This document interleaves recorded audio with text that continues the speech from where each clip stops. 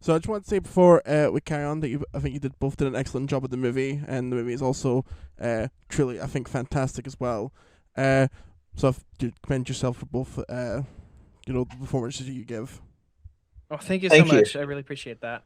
Yeah. So heading into these movies or this movie, uh, there was a sizable gap between the end of the anime and this first movie. I don't know with the dubbing process how big of a gap there was, but from when it originally aired to now, it's been about 4 years, or give or take 4 years. So how was that like returning to these characters after that period of time away from this franchise? I've mentioned it before, but for me in particular with Hinata, it's a character that I've been with since 2017, and one that I tend to get asked a lot at conventions to like say quotes for and all that stuff. And so I feel like him as a character is so like locked in my brain that it was almost like riding a bike. It's been about 3 years since we did the dub for season four, and so like you would think that during that time that like something would fall out or anything like that in your brain or something, but like Hinata is just one of those characters I feel like I could play forever. I can come back to him regardless of the time gap and be like, yeah, this is my boy. I feel like I'm at home right now. And so for me it was very easy to step back into it and find all the different like nuances and subtle things that we can like add to just flesh the character out even more for the purposes of this film in particular. In my case, it was different because this is a different. You see so many different sides of Kinma in this movie, and so it wasn't exactly like slipping on the same shoes again, because the shoes were much more complicated this time. So, I was fortunate that we had the gap between the fourth season in this, or rather, I was also fortunate that I was able to watch the movie ahead of time and work on the script and things like that. Um, Read the manga because I was able to prepare a little more for all of the different subtleties of emotion and try to bring that out a little bit more, because I think it took a little more thought, or rather, I think if I hadn't had that time to think, my performance wouldn't have been as good as it was. Yeah, and especially for you, Clem, especially with Kenma takes more of the forefront in this film compared to a Mm. lot of the anime where it's more as Bryson's character. So how was that kind of being like the co-lead of this movie? It was really exciting, and it was such a good payoff, not for me personally, but for Kenma's story, and it was so great to have this movie that tells the entirety of his story. We see these flashbacks to when he was a kid, and it has flashbacks through the beginning of him and Hinata's relationship, and so it felt like a whole Kenma film, and so that was really, really cool, but also a little bit daunting because I felt like, oh shoot, if I'm not like really on my game, then the movie's going to suffer for it. It's on my shoulders a little bit more than usual, actually a lot more than usual, because Kinma is sort of one note through the series, and the whole thing doesn't collapse. Before, I feel like it was very, very much on Bryson's shoulders, and now I have to, I've got to do good. Yeah, yeah. Yeah, and Bryson, how do you feel about kind of like sharing that load in essence with this movie? I love it personally. I've always enjoyed shows that are very ensemble focused, and I feel Mm-hmm. like Haikyu as a show has been very ensemble focused throughout. Even though he mentioned that like Kenma didn't get to have as much like screen time in the original series, but I feel like one thing that this series does well, and a lot of the sports shows that tend to be very well received, are ones that kind of spread the focus around so that like you can relate to as many characters as possible. There's not really like obviously there's like Hinata's the face of the poster, and Hinata Kageyama and all that stuff in Karasuno, but like I feel like it's so well fleshed out on just like a world standpoint that like you could take literally any team from the show and say this is the now any team could get their own spin-off show where they're the main characters or something like that. It feels so well fleshed out in that regard. And I feel like those are the kinds of stories I enjoy being a part of, because I there's some level of like I'm an introvert. Don't give me too much attention. Like keep the camera off me too much. I tend to just prefer shows like that where it's not quite so much, oh, it's the Bryson show or it's the this person show. It's more spread out, and I get to share that success with like ensemble castmates and stuff like that, because that's the kind of stuff that I like being able to work on and uh share the stage of the screen, as it were, because I feel like those tend to be the more fulfilling shows, if that makes sense. Yeah, that makes a lot of sense. And Clint did bring up the manga. Was there any temptation from both of you to read ahead and know what's going to happen, or is that something to see how like to bring aspects that you know into the role, or is that something that you don't want to know and you want to keep kind of separate? I think for me, when it comes to the manga, I've had some temptation to read it ahead of time on certain shows and TV series. But I think one of the things that always ends up keeping me from doing that is just that like it's very like dumb, but I kind of don't like reading that much as a pastime, and so like for me I tend to I'm very much a visual learner, and so if there's like a subtitled version of something that's out, like when I was working on Attack on Titan, that was one of those shows where I was like, I gotta know what's happening next, and so I'll watch the sub episode before we were working on the dub for it, because it's like, oh, I gotta know what happens. But when it comes to like reading the manga specifically, it's just that extra layer of resistance where I'm just kind of like, well, I'll just go in fresh and like take it as it comes, because I think there's benefits to both approaches, like coming in prepared, knowing exactly what's going to happen, but then there's also the element of, if you come in blind, you can have very like genuine reactions to what's happening and being just like, oh wow, so like this is like intense and amazing. So I tend to flip back and forth for different things, and in the case of Haikyu, I wasn't able to read the manga ahead of time, so I went into the movie very fresh.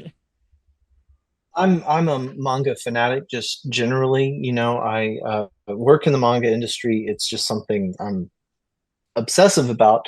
So, whether I was in it or not, I was going to read the manga for IQ. But there is an advantage to not necessarily going in blind, but getting too close to the material can be to your detriment, because you're ultimately going to have to do what the director wants you to do. And if the director has a different feeling about how things are going to be, or not even necessarily that, like, you have the rest of the cast that's doing a certain thing. And so there's a different sound for every series. And so if you have a kind of idea for what something sounds like and you get in there and it's different than what you imagined, then it can be difficult to adapt. So I think that it's good. It's not necessarily bad to know more and to read ahead, but you also have to be able to react freshly, and you have to be able to understand that this is a collaborative effort, and you have to be able to think on your feet and work on your feet and see it through other people's eyes and through fresh eyes when you get in there. So I think from that perspective, there can be a disadvantage to getting too close to the material before you record. And just to quickly piggyback, I was like, you mentioned something in it. It's something that had happened to me, I think, early on in my career that I started to try to avoid going on. Is like, if I did watch something ahead, like sometimes I'll get an idea in my head about like, okay, this is how I'm going to say this scene. This is how I'm going to do this. And then you get kind of locked and you box yourself into this one way of approaching the scene that like, you're basically pulling teeth to get yourself out of that mindset to go more in the direction that the director is obviously trying to pull us in. And so whenever I do try to read ahead, or whenever I do try to see things ahead of time, I basically just try to watch it once to get familiar with what happens, but then not analyze it too much further than that, so that I can still have that little bit of freshness to it.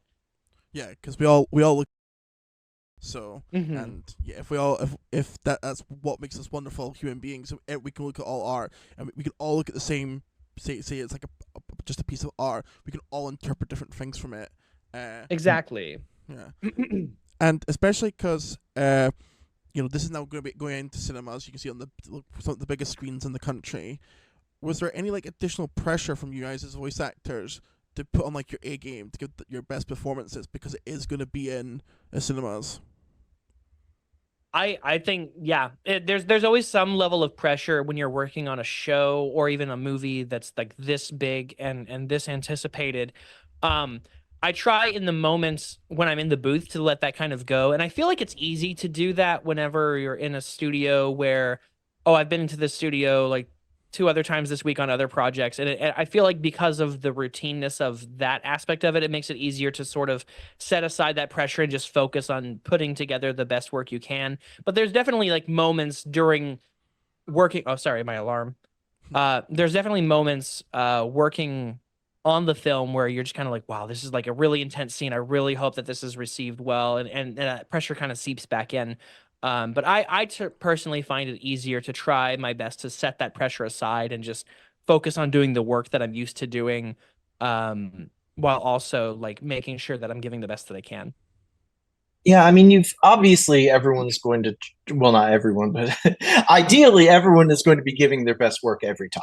You're Yes. going to go in, you're going to do the best that you possibly can, and you're going to try to improve yourself because, I mean, why wouldn't you want to do that?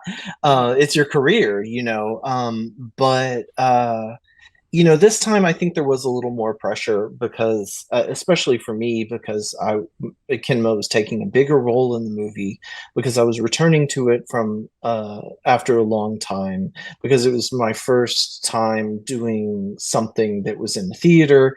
Um, because there was a lot of there were so many different feelings that I had to get out. So, but like you said, you have to put all of that aside when you're doing it. You need to have enough of that fire to try to improve yourself, and enough pressure to feel like I have to do better. I have to be better than I was yesterday in whatever capacity.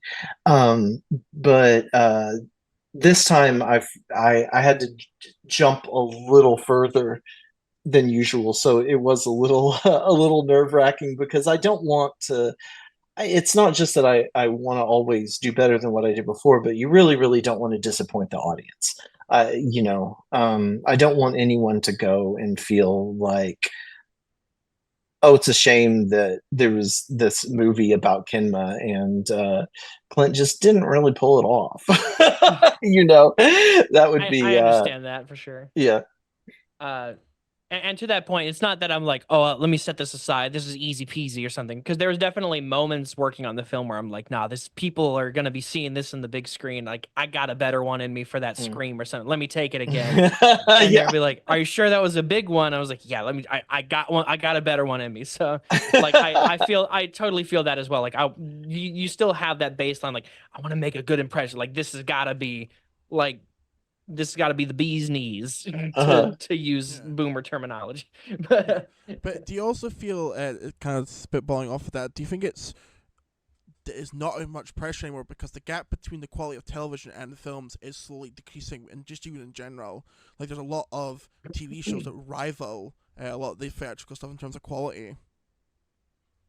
I think when it comes to animation, animation for television has improved so heavily over the years, but I still feel like, as somebody who watches a lot of anime just by virtue of being a part of this industry, I feel like after working on it so long, like you can kind of see where they're like, oh, they're kind of cutting corners on the limited animation here so that they can save the hype and like super high quality stuff for those like intense action scenes that do look almost movie quality, in comparison to the rest of the series.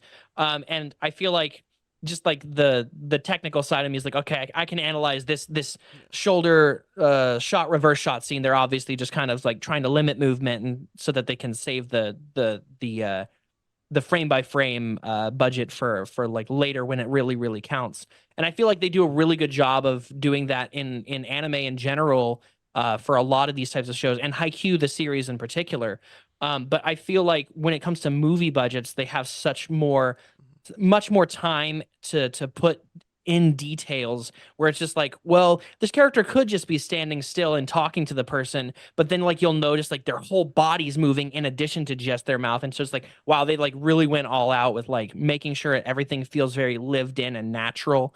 And I feel like it's still at the point where the movie budgets really justify themselves, at least for 2D animation. When it comes to live action, of course, I feel like a lot of live action TV shows are almost movie series within themselves as well. So I definitely agree with you on that, for sure.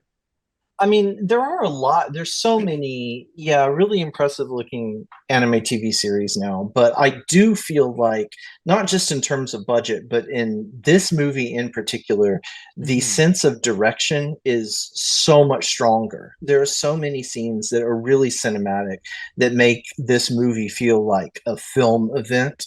The pacing is different. Just the way that it's pieced together is to me really different than the TV series. And to me, the recording had this sense of excitement to it and this sense of momentum that I didn't have recording on the TV series. And sometimes it is the same. Sometimes a movie will just be a continuation, or it will be a little bit nicer, or whatever. But I do feel like the approach to this was a film approach, and the movie feels like a proper film, even though it's a continuation of the TV series. When you watch it, it feels like more than that. And what I love about that filmic approach as well is that they seemed to go in with it being like, okay, we acknowledge that there's been a gap between the season and now, so let's reestablish some of these relationships, some of these characters, so that people who may not have been caught up to this point, or maybe they only saw the first season, or maybe even people who had never seen the show at all, like friends of fans, they can still go in and have a complete experience without having to have any knowledge of the series or the characters. I mean, obviously, like if you're a fan of the show, you're going to catch a lot more than the person who's coming in, as you would with any series that's or any film that's a continuation. But like I think that they did a really good job at recontextualizing things in a way such that you don't really have to have all that stuff to still enjoy your time with the film. It's kind of like my last question would be, what were your thoughts, especially because you talk about the imagery, out the point of view shot in the movie, which is one of the true standouts at the end of the entire film? I'm sorry, what was the start of the question? The point of view shot, where near the POV shot, being vague as possible, because it is near the end. But what was your reaction to seeing that? I thought it was one of the coolest things I'd ever seen in anime. Just the way, and like I'm not gonna go too detailed, but just the way that they work in the 3D camera work with the 2D animation, like that's all I said. Like it's probably some of the best animation work that I've seen with 3D camera movement. Like I would put it on like Disney level, honestly. Like some of the way that they put it together, it was amazing. Just what I was like, oh, this is really something special. And recording it was really, really cool because we did that in like one take. So it was really like being in there. And that was really an intense experience and a really, really satisfying one. And I hope it sounds good. I haven't gotten to hear myself in it, so I hope it sounds good. But yeah, that's definitely a highlight of the movie, and it was really, really fun to be in that space. Yeah. Well, thank you both for talking to me. It's been an absolute pleasure. Thank you so much for having us.